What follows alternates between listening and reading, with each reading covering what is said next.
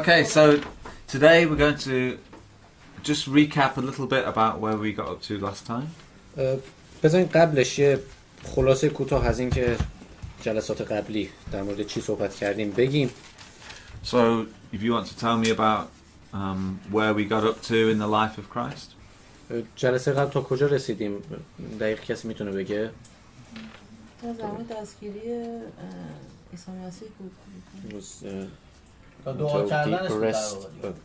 Not the arrest, before that when he prayed. He's praying in the garden. In the garden, yeah. Okay. نرسیدیم به دستگیری. نه. It was before the arrest. Okay, fine. Up until the moment he was praying. Yes. And what I'd like to ask is, are there any indications in the Old Testament that told us about the sacrifice of Jesus? چیزی که میخوام بپرسم اینه که آیا توی عهد قدیم اشاره های دیگه هم به این اتفاقی که افتاد وجود داره یا نه؟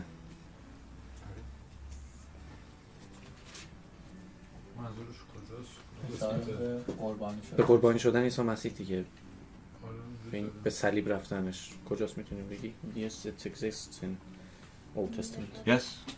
Whereabouts? کجا؟ So Isaiah? Isaiah, yes. We'll look at Isaiah. Anywhere else? Genesis chapter 3 verse 15. Whoa! Right, bravo! Hey. Is that the serpent and the Seed of the serpent, seed of the woman. Good. Anywhere else I'm thinking of stories in the Old Testament that pointed forward to the sacrifice of the death of Christ. دیگه چی؟ داره داستان‌هایی رو تو عهد عتیق میگه که اشاره میکرد به مرگ عیسی مسیح. همون داستان چی بود؟ What about in the life of Abraham? زندگی ابراهیم چطور؟ Isaac, story of Isaac. Yes, well done. Bravo.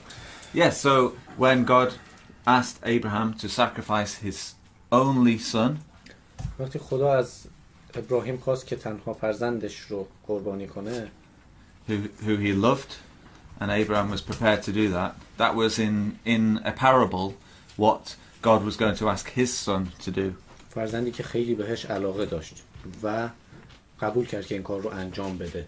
این یه مثال و یه تشبیه از اون کاریه که خود خدا کرد. تنها فرزندش رو که خیلی هم بهش علاقه داشت قربانی کرد تا گناهان ما بخشیده بشه. So what was special about Jesus' death and his death? در مورد مرگ عیسی مسیح چه چیز ویژه‌ای وجود داره؟ نکته اصلیش چیه؟ بیگناه بودنشه. Him being sinless. Yes, good. So he was going to be a sacrifice, a perfect sacrifice. Yes. اون قرار بود یه قربانی کامل باشه. And then after his death? و بعد از مرگش Resurrection? Yes. رستاخیز. So he's going to be raised, he's going to come alive again after his death. Now, who in the Old Testament are the stories of somebody who died and then was raised or came alive again? Anyone? توی عهد قدیم کی بود؟ چه داستانیه که مرده باشه و زنده شده باشه؟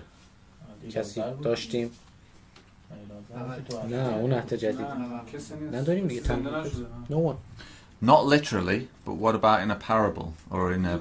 Isaac. Okay. Maysam is an excellent pupil. Good student. So, Abraham and Isaac, yes. ابراهیم و اسحاق. Isaac was as good as dead, but was alive again. God stopped the angel killing him. اسحاق دیگه تقریبا مرده بود ولی نمرد، زنده شد، نجات پیدا کرد. یعنی قرار بود بمیره، نمرد.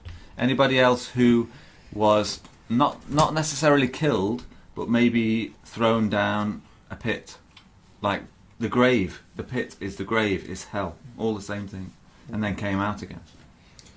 کس دیگه ای که به Jonah, yes. Anyone else? آره. New Testament. Old Testament. تو عهد عتیق. Joseph. کسی که تا قبل رفته و برگشته Okay, Yusuf. Yes. Yusuf, Jonah, Jeremiah was Daniel. Well done, Brian. Daniel was thrown. Where was he thrown? Not in the pit, but دانیل چی؟ دانیل رو چیکارش کردن؟ قفس شیرا دیگه. Into the lion's den. into the lion's den. Certain death. Absolutely certain to die. آره And دیگه yet- انداختن تو قفس شیرا که مرگش حتمی بود دیگه، قطعا میمیره کسی که بندازن اونجا. And then brought out again. So هم اومد بیرون. all the way through the Old Testament, we have pictures of little parts of what Jesus was going to perfectly fulfill. پس تو کل عهد قدیم داریم قسمت‌های کوچیک و داستان‌های کوچیکی که همشون اشاره می‌کنن به این اومدن عیسی مسیح. So those Jewish people who read their Bibles would understand, like we do, Jesus would have to live and who would have to die and live again. پس اون یهودی‌ها هم که این کتاب رو میخونن، کتاب مقدسشون هم حساب میشه، اونها هم باید به صورت واضح اینو بدونن و میدونن که عیسی مسیح باید میمرد و زنده میشد.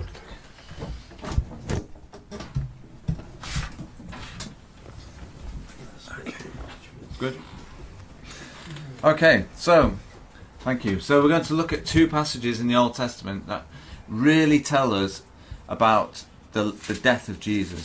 خب الان بریم به دو تا آیه تو عهد قدیم نگاه کنیم که در مورد مرگ عیسی مسیح میگه بهمون. So first of all, it's Psalm 22.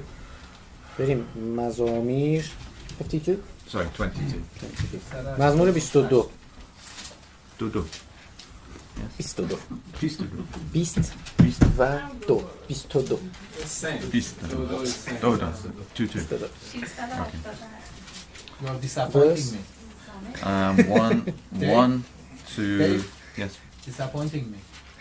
I told you before about. Seems like you're not a good people. I know. Silence in class. Which way? 388. 1 to 21. All of it? 1 to 21? Yes, we read round. 1 تا 21 رو بخونیم با هم به نوبت. بذارین یک خودم شروع کنم از اینجا 22 دیگه. 1 تا 21 شو می‌خوایم بخونیم. Can we just ask before we read? میگه اینجور بخونین. آره منم نمی‌فهمم ولی خب میگه. Can you just ask them before? Have you come across this psalm before? کسی بوده که قبلا اینو خونده باشه؟ قبلا با این آشنایی دارین با این مزمور؟ Yes.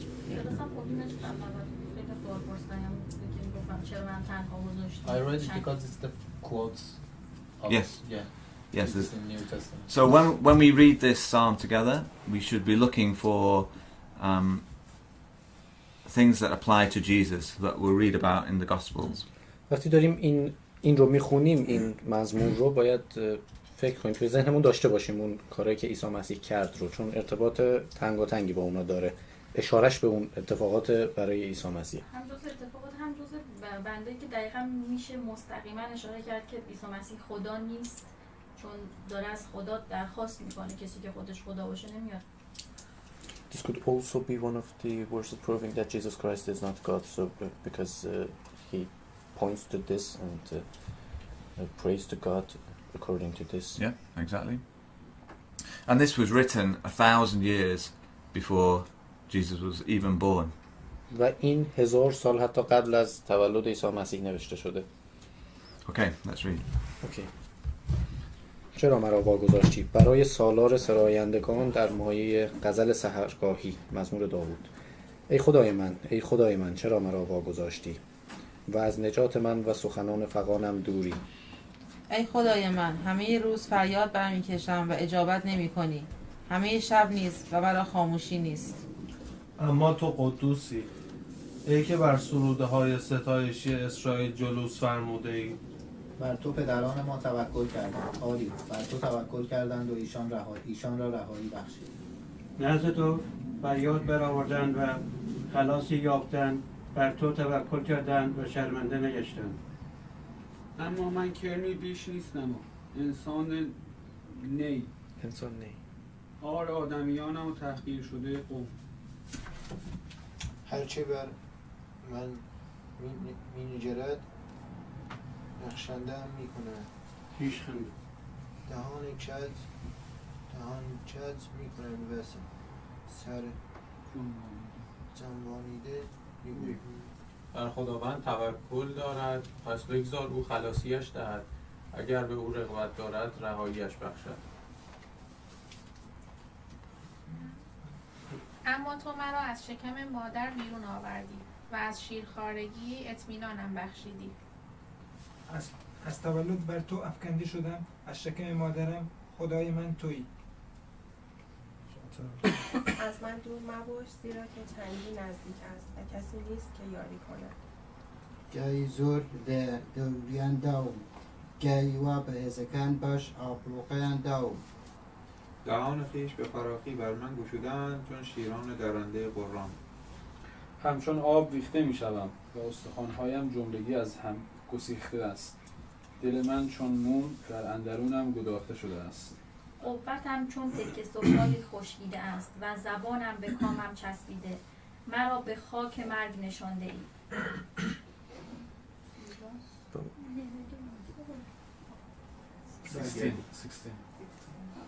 Subsession mekan rrethuar, një grup keqbërës në rinë rrodë, mekan shpëtuar duar dhe këmbët. I may tell all my bones, they look and stare upon me. جامه هایم را میان خود تقسیم کردند و بر تن پوش من قرعه افکندند. اما توی خداوند دور مباش، ای قوت من، به یاریم بشتاب. جان مرا از شمشیر برهان و زندگی مرا از چنگ سگان. مرا از دهان شیر نجات بخش، ای که از میان شاخهای گاوان وحشی مرا اجابت کردی. نام تو را بر برادرانم اعلام خواهم کرد و در میان جماعت تو را خواهم ستود. تمام، مرسی. Okay, merci. So, who is this talking about? داره در مورد کی حرف میزنه؟ جواب بدین دیگه. مثلا داوود باشه، ولی در اصطلاح یا روی میشه گفت اساسا در مورد مسیح باشه. لازم پیشگویی چیزی که مشخصه خود داوود داره اینجوری. Literally it should be David, but yes? We know that the person behind this is Jesus Christ. Okay, so David wrote these words, and these words apply to the life of David. داوود اینا رو نوشت و اینا مربوط به زندگی داوود میشن. But they would also point forward, like you say, to the work of Jesus.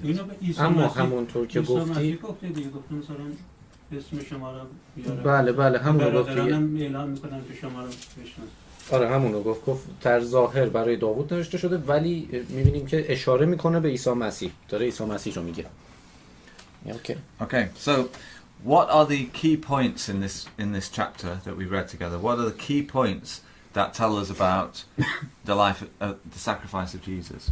نکات کلیدی که در مورد عیسی مسیح میگه کدوم هستن تو این جایی که خوندیم؟ سختی بیش از حد میشه، رنجی که داره میکشه. The difficulty that he's going through. Okay, so here's a man in trouble. Yes. مرا به خاک مرگ کشانده ای. مرگ. کدوم میکشه؟ End of verse 15 that you have. Yes. 19 also. Yeah, so we've got a man in trouble. What is his problem? So in verse 6, how would you describe? یکیش اینه کسی که به دردسر افتاده، این به دردسر افتادن شده به تصویر میکشه. بعد 6 رو میگه از 6 چی میفهمین؟ 6 چی میگه؟ خب تأخیر شده بود عیسی مسیح دیگه به واسطه قومش. He was تأخیر چی میشد؟ کوچیک شمرده شده. Humiliated by. Yes. زبونم نمیچرخه امروز اصلا. Yeah, he was humiliated by. So we've got a man in trouble. He's humiliated. He has no friends. He only has enemies. If you look at verse 12 and 13. آیه 12 13 هم اگه نگاه کنید. These are his enemies surrounding him. اینا دشمناشن که به خاطش کردن. Now that could apply to David, it could apply to Hezekiah, it could apply to us in our lives. میتونه این شامل همه بشه، از داوود گرفته تا عیسی مسیح و حتی ماها. But why is this a good description of Jesus? ولی چرا این توصیف خوبی از عیسی مسیحه؟ به خاطر اینکه به خیلی از دیتیل های مرگ عیسی اشاره میکنه. Because it has exactly pointed at some of the details of Jesus Christ's crucifixion. Yes. Yes, excellent. But why was Jesus hated and despised by the people around him? چرا عیسی مسیح توسط اطرافیانش مورد نفرت واقع شده بود؟ خاطر ایمان ادعای خدایی میکرد و احتمالاً همون باعث شد که He claimed to be God. They believed that he claimed to be God. He didn't claim to be God, he claimed to be the son of God. اون ادعا نکرد که خداست، ادعا کرد پسر خداست، ولی they thought he claimed. They were saying you make yourself equal with God. اونا فکر کردن که But why else? That wasn't the reason really why they hated him. What? Sorry. دلیل اصلیش اون نبود. دلیل اصلی این که ازش نفرت داشتن اون نبود. یه دلیل دیگه هست. Yes, but why did the religious leaders hate Jesus? چرا این was Pharisees? Yes, the religious leaders. چرا این رهبران مذهبی یا فریسی ها از عیسی مسیح بعدشون میومدن؟ خاطر اینکه ترسیدن موقعیتشون رو از دست بدن. Because it would endanger their position. Right, exactly. Good. Yes. قوانینم چیز کرد، قوانینم عوض کرد. قوانین کتاب مقدس با He also changed the rules because it could be because of that too. Yes. Yeah, he was a challenge to them. He was a threat to them. براشون yه چالش بود، یه تهدید بود براشون. And it was the established the established religious leaders were going to lose their position. They were going, instead of them telling all the people what to do, Jesus was saying, you need to listen to God. رهبران مذهبی به خطر میافتادن. اینا موقعیتشون رو از دست میدادن به خاطر اینکه دیگه اونا تسلط و قدرت نداشتن و به خاطر همین احساس خطر کردن. And that's the same problem today. Absolutely the same. این همون مشکلیه که امروز هم وجود داره. So he's in trouble. He has many enemies. He's hated by his brothers, the Jews. پس به دردسر افتاده، کلی دشمن داره توسط این یهودیا و اطرافیانش مورد نفرت دیگه. But what about verse 14 to verse 18? 14 تا 18 چی؟ What does this describe? چی رو توضیح میده؟ فکر میکنم به این اشاره میکنه که بیگناه اونقدر تحقیر شده و اونقدر شکنجه دید کسی که هیچ گناهی نداشته. It's maybe pointing out that he was sinless but he was humiliated to this level and also suffered all of these. Yes. He physically suffered though. Look at verse 14. In the English it says I'm poured out like water.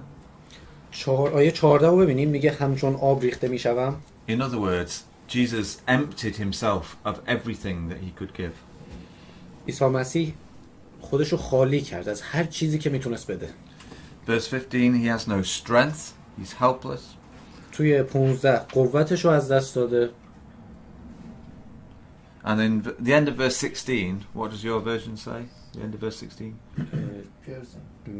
My hands and... Right, you pierced my hands and my feet. Now, that's crucifixion, isn't it? That's... تو آخر آیه 16 هم دست‌ها و پاهایم را سوراخ کرده اند. این به صلیب کشیده شدنش داره اشاره میکنه. Now, the amazing thing is that this was written 1,000 years before Jesus died. When was crucifixion invented? چیز جالب اینه که قسمت جالب ماجرا اینه که این 1000 سال قبل از به صلیب کشیده شدنش نوشته شده. به صلیب کشیده شدن کی ابداع شد؟ کی این تکنیکو شروع کردن؟ The Romans did. Yes, the Romans.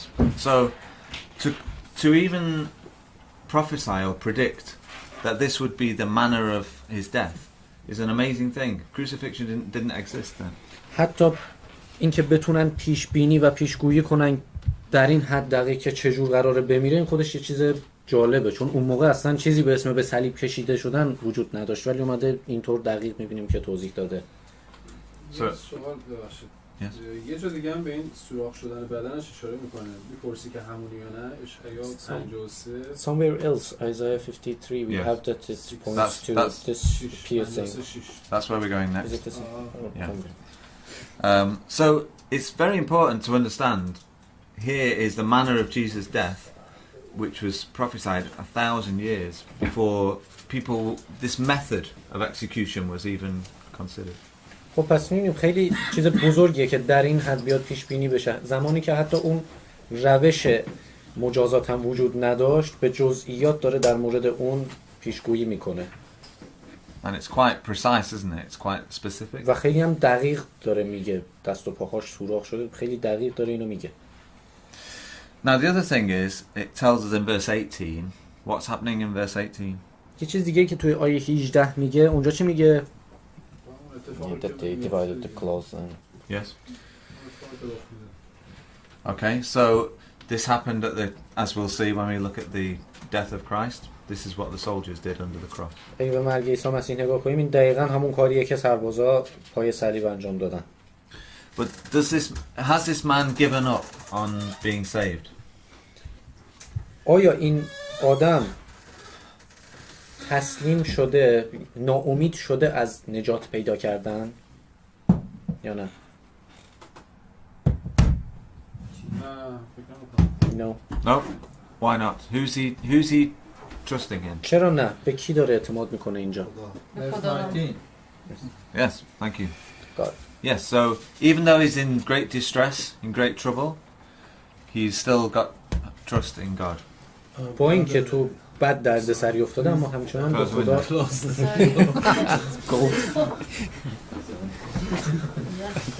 نه اختیار. Okay. Now, there's one other clue in this chapter in verse 8. یه نکته دیگه هم خیلی واضح توی آیه 8 داریم. How does it describe this man?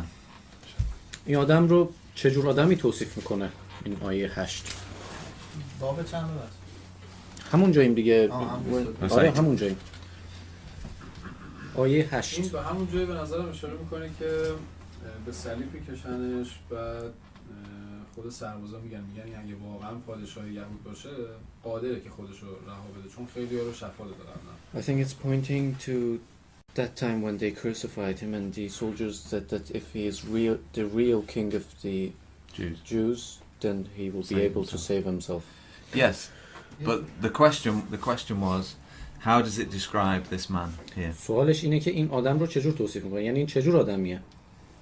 این که پسر خدا بوده، توکل داره، اون توکل داشتنشون، یه کسی که اینا رو میزنه، این حرفا رو میزنه، نشون میده که چجور آدمیه. ادعای اینو میگه که من پسر خدا بودم. اونا هم بهش میگن که مثلا اون خدایی که مثلا تو در هر حالتش امیدش به خداست. آره، کسی که به خدا اعتقاد داره، خدا ایمان داره. Someone who trusts in God and Yeah, not quite. What does it say in verse 8? توی آیه 8 چی میگه؟ 8 رو یه The بار last line بخونید. of verse 8. آخریش رهاییش بخشید.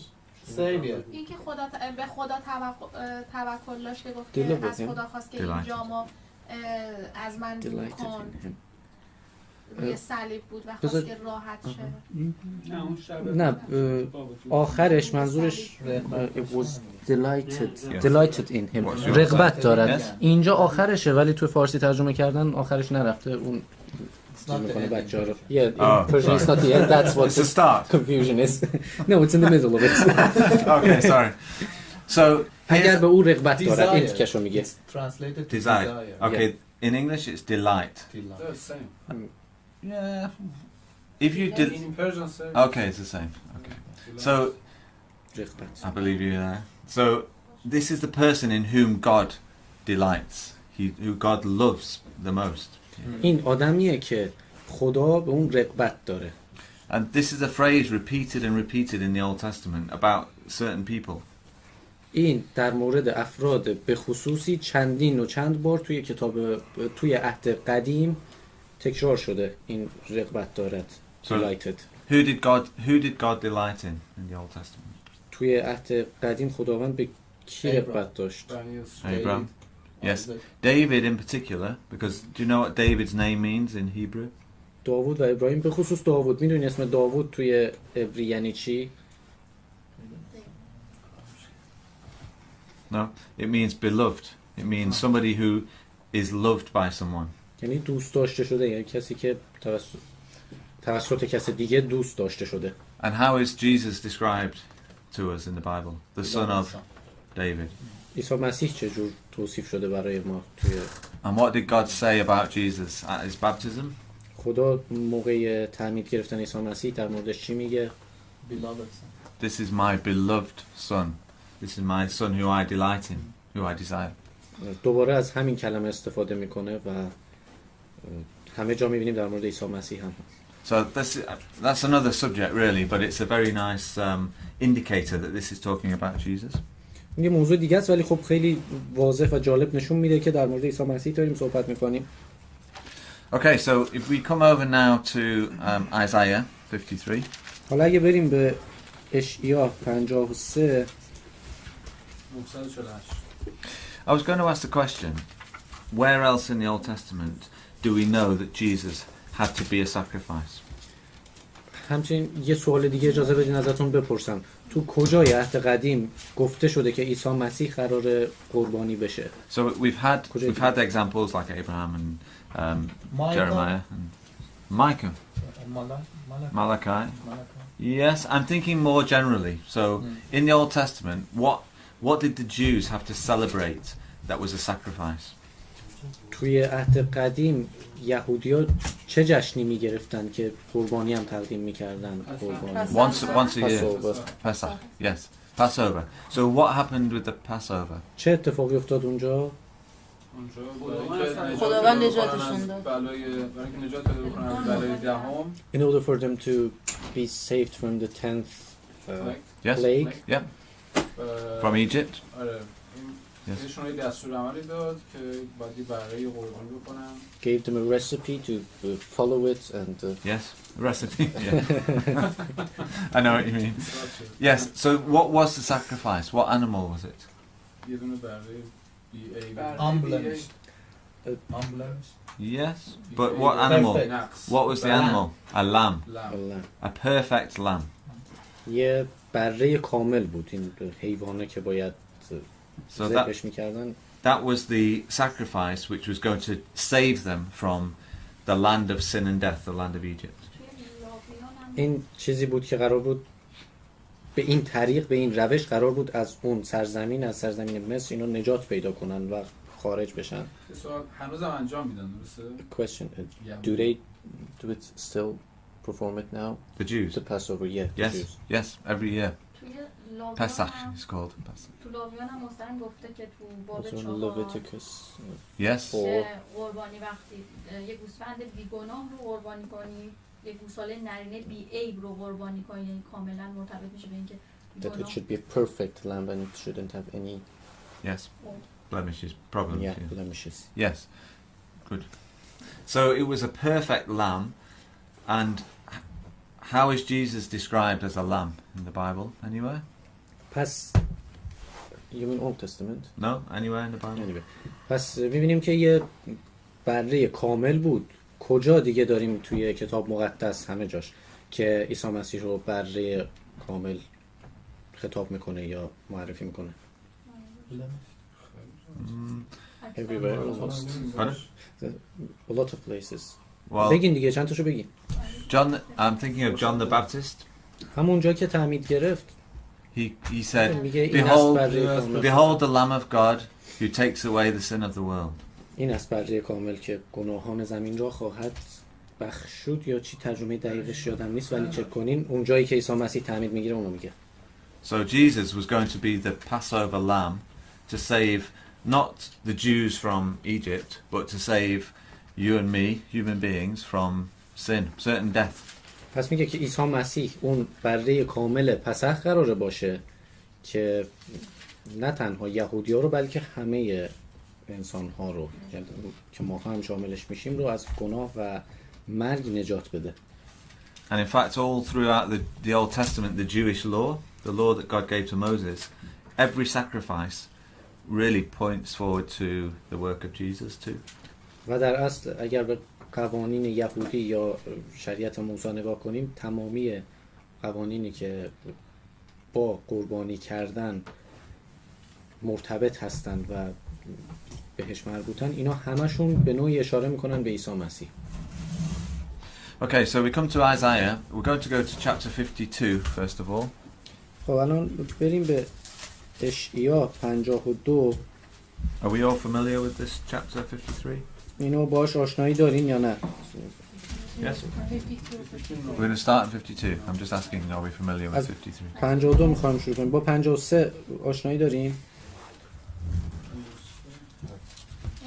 52? 52 52. Yeah.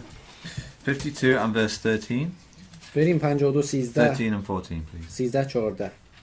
یه نفر میخونه. من بخونم. یک 52 آره. بیدار شوی سر 13 و 14. 13 و 14. اینک خادم من کامیاب خواهد شد و به جایگاهی بس والا و رفیع رسیده سرافراز خواهد گردید. چنان که بسیاری از او در حیرت شدند، چرا که ظاهرش چنان تباه شده بود که دیگر به انسان نمی‌ماند و چهرهش چنان مخدوش که دیگر به بنی آدم شبیه نبود. So what is this chapter? Who is it talking about? در مورد کی داره حرف میزنه این؟ عیسی مسیح. Verse 13. Jesus Christ. Yes. How do we know that? از کجا میدونیم؟ به خاطر شکنجه هایی که داره از شکنجه هاش میگه. They are doing. Yes, what about verse 13? How do we know that's Jesus? آیه 13 چطور؟ از آیه 13 چجور میتونیم بفهمیم عیسی مسیح؟ به جایگاهی بس والا و رفیع میرسه. خادم به کسی که خیلی سرش های پوزیشن موفقیت میرسه. High position. No, this bit. Behold my servant. Yes. خادم من میخواد اونو بگین. اون خادمو میخواد. خادم. So this passage is about God's servant. در مورد خادم خداست. In fact, this whole section from Isaiah 42 all the way through to Isaiah 60 is about God's servant. کل این قسمت 42 52. Chapter 40 all the way through to 42 sorry to 60. از 42 تا 60 اشعیا 42 تا 60 کلا در مورد این خادم خدا داره صحبت میکنه. So Jesus was God's servant because he came to do the will of his master who was God. عیسی مسیح خادم خدا بود. چرا؟ چون اومده بود اراده اون رو پیاده سازی کنه. And how does it describe him in verse 14? تو آیه 14 اینا چجور توصیف میکنه این آدمو؟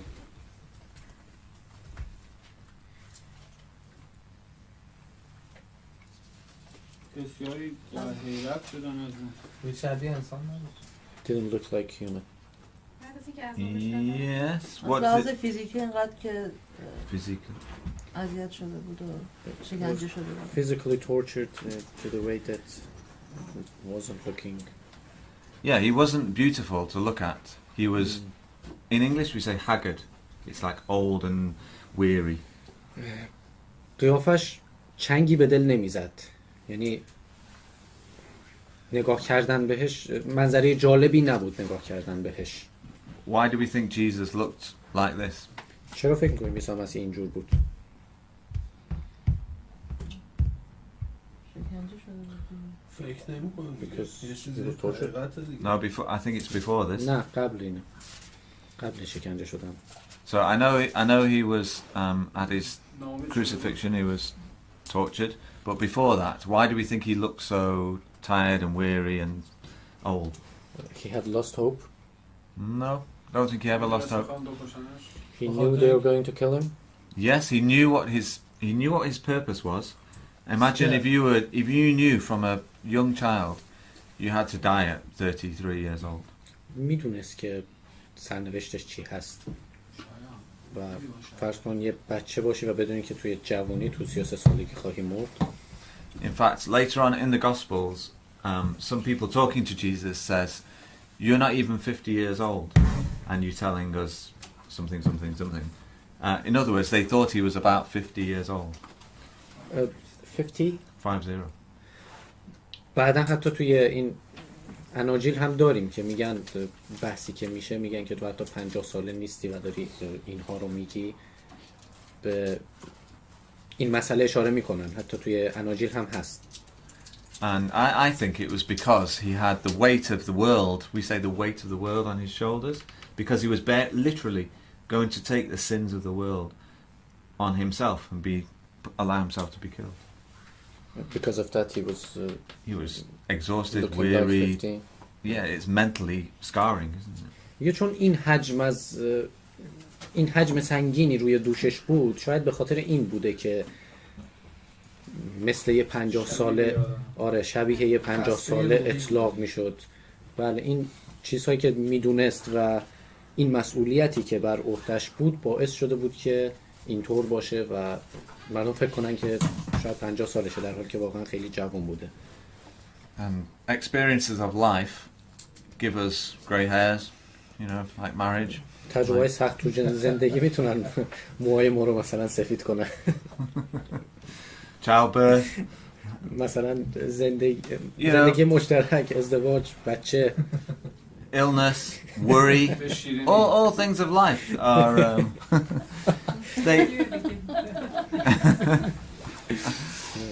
but they took a toll physically on Jesus. همه اینا، این چیزهایی که توی زندگیش بود و چیزهایی که میدونست و مسئولیتی که بر عهده‌اش بود، باری بود به دوش عیسی مسیح. So when we read now about Jesus in chapter 53, we read about how he was worn down and tired and downtrodden. اینجا وقتی تو 52 میخوایم در مورد عیسی مسیح بخونیم، اینجا میبینیم که چقدر خسته و افتاده و به قول میثم از لحاظ روحی درمانده و خسته شده بود. Okay, so shall we read from verse 2, please, to verse از آیه 9. 2 بخونیم تا 9. 53. آره دیگه 53 53 verse 2 to 9.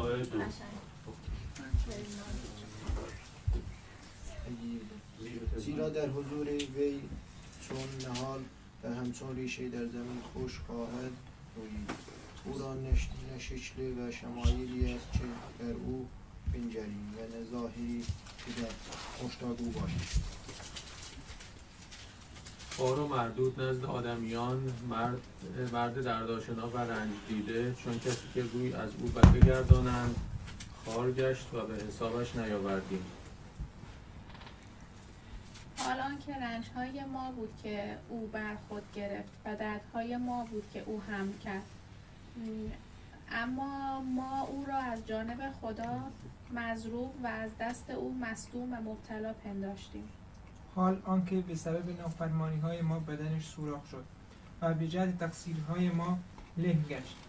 تأدیبی که ما را سلامتی بخشید بر او آمد و به زخم‌های او ما شفا می‌یابیم. همه ما چون گوسفندان گمراه شده بودیم و هر یک از ما به راه خود رفته بود، اما خداوند تقصیر جمعی ما را بر وی نهاد. زلیل کراس تمیل کرد، بەڵام دەمێک نەکردەوە ئەو وەکو بەرخ بۆ سەربڕین فرێدرا، وەکو چۆن مەڕێک لە بەردەستی ئەوانە خوێڕەکان دەپەڕێنەوە و بێدەنگە، ئەوە دەمی نەکردەوە.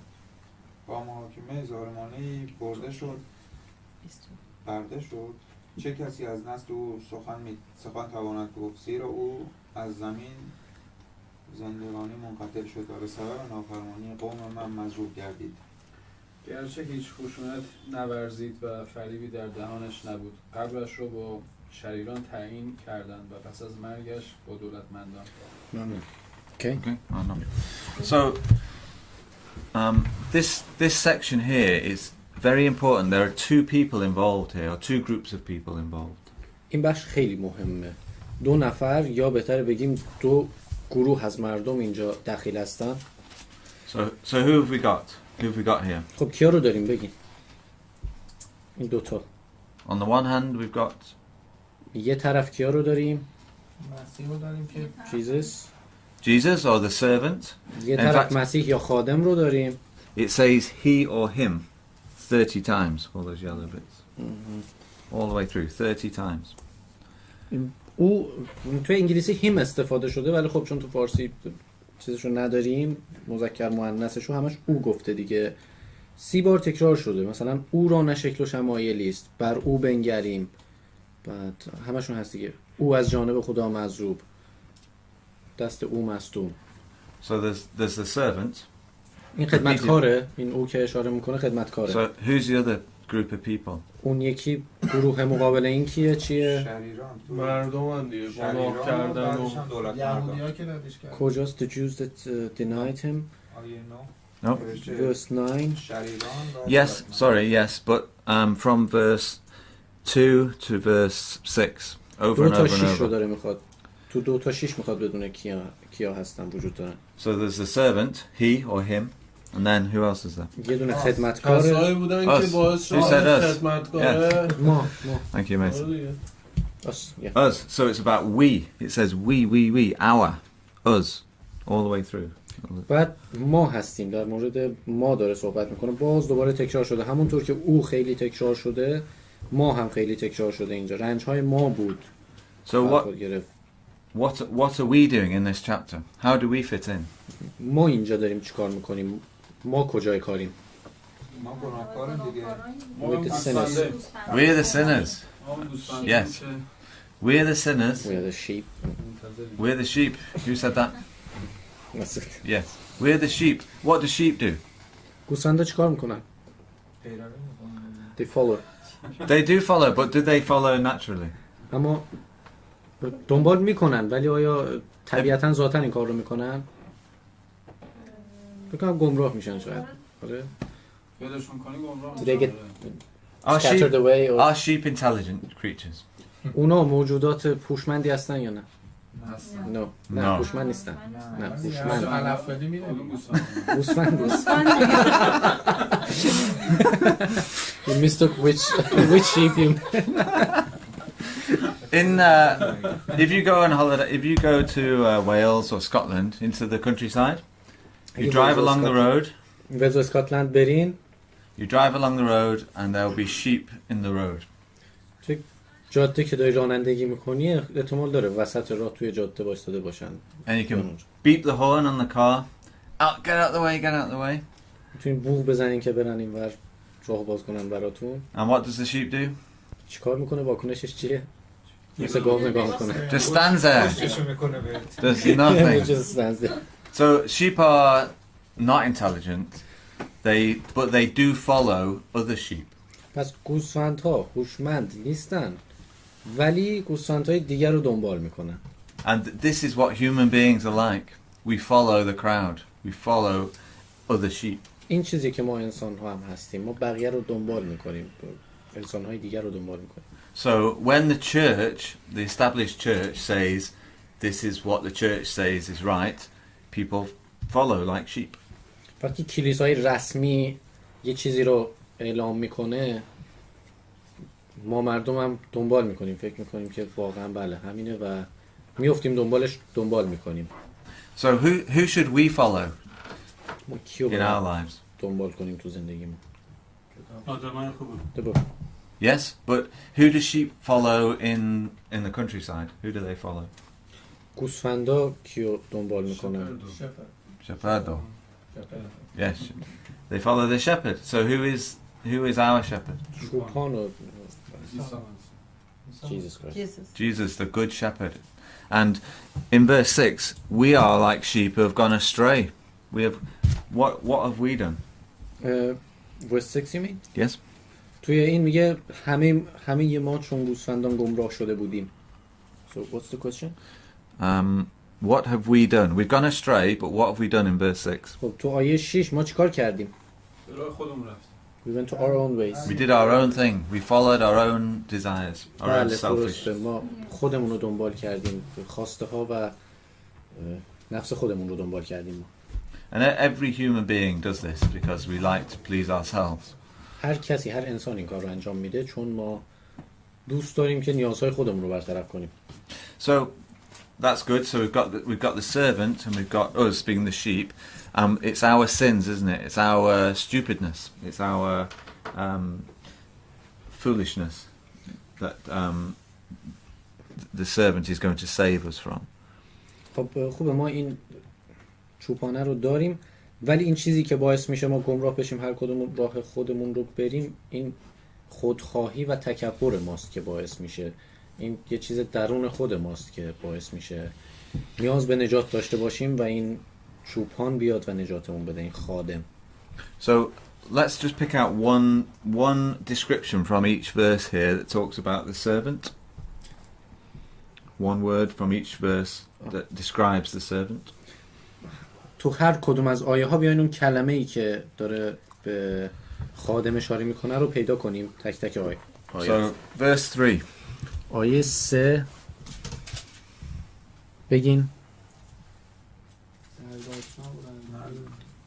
روی از او بگردانند. اونو میخواد نه میگه یه کلمه که تشریف کنه. آها تشریف کردنشو. خار و مرد. بگین. مرد در داشتن Where is it?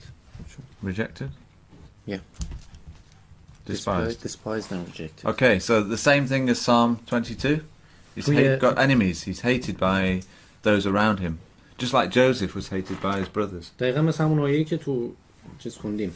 مزمور 22 خوندیم. Just like David was hated by his brothers. مثل داوود که توسط برادرای خودش مورد نفرت بود. So Jesus was hated by his brothers, the Jews. عیسی مسیح هم توسط برادرای خودش یهودی‌ها Verse 5. What about verse 5? 5. The wounds. He was what? The wounds. Wounded. Yes, he was wounded, so he was going to suffer. What's the second line? I don't know what's in the second line for you. He was wounded. He was 5. Oh, 5. Punch. Bruised. He was bruised for us. So, what does that remind you of? Being bruised. این له شدنه شما رو یاد چی میندازه؟ Mesa? Bruised. What does that remind you of? That Jesus was bruised. You mentioned this earlier. Yeah. The crown that they put on his head. Okay, yes. But where does it take us back to? What else was bruised? I mentioned it earlier. چی له شد؟ اونو نمیگه. قبل تر از اون بوده. قبل تر از اون. بعدن صلیبش رو دوش میکشید. He was carrying the cross. Mentally, I think he suffered because he was a burden bearer of our sin and iniquities. Yes, but this word bruised, where do we first read about something being bruised? این له شدنو قبلش کجا You mentioned it داشتیم؟ earlier. کجا گفته شد؟ قبلش گفتیم. Bruised on the head or bruised on the heel? قبل تر گفتیم. Genesis chapter 3. Right, exactly the same word. همون جایی که داستان مار و نسل زن هست اونجا گفته شده که نسل زن قراره سر مار رو له کنه. In fact, this word in the Hebrew, bruised, it means to squeeze, like pressed. Like, I don't know if Tom mentioned this in Gethsemane about being the place of the olive press. Did he? جلسه قبل یادم نمیاد من که در مورد صحبت کرده باشیم یا نه، ولی این کلمه‌ایه که فشارش بدی تا له بشه، کلمه بروز یا همون له کردن اینجا. Gethsemane, the Garden of Gethsemane, it means the olive press. It's where you would squeeze and bruise the olives to get the juice out. باغ جتسیمانی جایی بوده که عصاره زیتون میگرفتن اونجا، یعنی زیتون اونجا فشار میدادن. این کلمه فشاره که هست اونو هم دلالت میکنه. این فشار دادنه محل جایی بوده که فشار میدادن از این زیتون آبش رو میگرفتن و حالا روغن زیتون یا هرچی تولید میکردن دیگه اونجا توی باغ جتسیمانی. So really it's like a description of Jesus. He was going to be bruised, he was going to have his life squeezed out of him. به نوعی میتونه یه اشاره استعاری به عیسی مسیح باشه که قرار بود اونجا عیسی مسیح اونجا له بشه، تو جایی که جای له شدن این زیتون هاست. این ارتباط داره، یه ارتباط استعاری داره. So how does it describe Jesus, the servant in verse 7? توی آیه 7 این چجور توصیف میکنه عیسی مسیح رو عنوان کسی که اصلا توانایی حتی اعتراض هم نداره یا بهتر میگم اعتراض نمیکنه به کسی که verse 7 در واقع چون آزار میرسونه، آزار اذیت میرسونه. Someone who doesn't even say anything against what's happening and what bad they're doing to him. Yes. It describes him as an animal here, though. اینجا به عنوان یه حیوان. What animal? همون بره که گفتی دیگه لم. The lamb again. And what's happening to this lamb in verse 7? چه اتفاقی برای این بره میفته؟ قربانی میشه. Not talking, yes. Why not? What's happening to this lamb? This is something that would happen. A farmer would do this to a sheep. چه اتفاقی داره به این بره میفته؟ کاریه که چوپونم میکنه برای. No. It says like a sheep, like a lamb to the slaughter, like a sheep before her shearers is done. Do you know what's happening there? Sheep shearing? What's happening? همچون این قسمتش رو میگه، همچون بره‌ای که برای ذبح میبرند و چون گوسفندی که نظم پشم برنده‌اش خاموش است. هیچ حرکتی نمی‌کنه. پشم برنده میشه یا برنده؟ فارسیش چیه؟ برنده. هیچ حرکتی نمی‌کنه. اعتراضی به مسئله نداره. خودشو میسپره دستون. Doesn't do anything and does a sheep like to have its wool sheared off? Just deliver himself to God. Yes. آیا بره دوست داره که این اتفاق بهش بیفته، اینکه پشماش رو ببرن؟ No. Doesn't like it. It freezes up, goes, and it's describing Jesus when he's going to have everything stripped away from him, his dignity taken off دوست him. نداره، همونطور که گوسفند دوست نداره پشم برنده این کار رو بکنه. عیسی مسیح هم اینطوریه، دوست نداره که همه چیزش رو ازش بگیرن. So when he's under their most extreme pressure, he's not going to react in a bad way. وقتی توی این شرایط سخت قرار داره، جور بدی واکنش نشون نمیده، مثل همین گوسفندی که اینجا هست خاموش میمونه. And a sheep, when it's being sheared, when it's having its coat taken off, just allows it to happen. It just gives in totally, and that's the idea. گوسفند وقتی میخوان این کار رو براش بکنن، هیچ مقاومتی نمیکنه. با اینکه دوست نداره ولی هیچ مقاومتی نمیکنه و تسلیمه. همون اتفاقی که برای عیسی مسیح افتاد. So this is exactly what Jesus would do as he was about to go to his death. He would not answer back. He would not fight back with answers, even though he was innocent. همون کاری که عیسی مسیح کرد، با وجود این که گناهی نکرده بود و بیگناه بود، هیچ مقابله به مثلی نکرد، هیچ جنگی، درگیری و مقاومتی انجام نداد.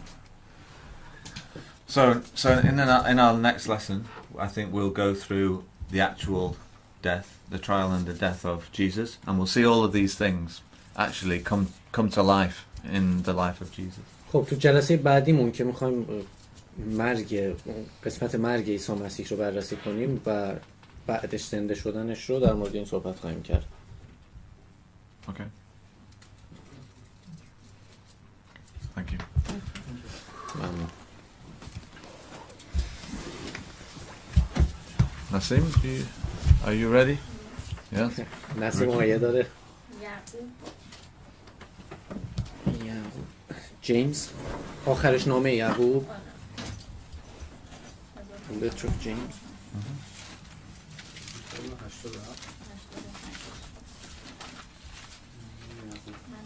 باب 1 13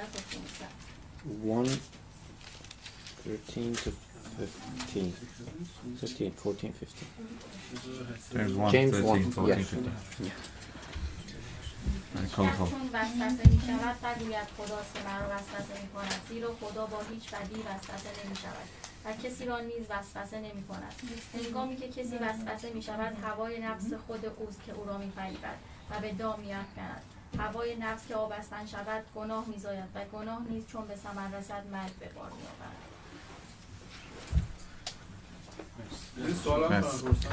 Has a question. Yes. ما آیا در زندگی روزمره میتونیم کمک بکنیم که پادشاهی خدا زودتر بیاد؟